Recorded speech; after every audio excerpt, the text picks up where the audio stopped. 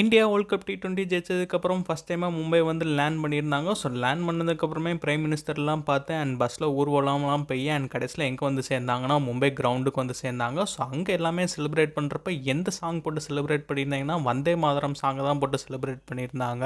Virat Kohli, Hardik Pandya and Bumrah அவங்க எல்லா பேருமே வந்தே மாதரம்னு சொல்லிட்டு உயிரை கொடுத்து பாடுறப்ப செம கூஸ்பம்ஸாக இருந்துச்சு. ஸோ அதை ஏஆர் ரஹ்மானும் பார்த்து ரியாக்ட் பண்ணியிருக்காரு வந்தே மாதரம்னு சொல்லிட்டு.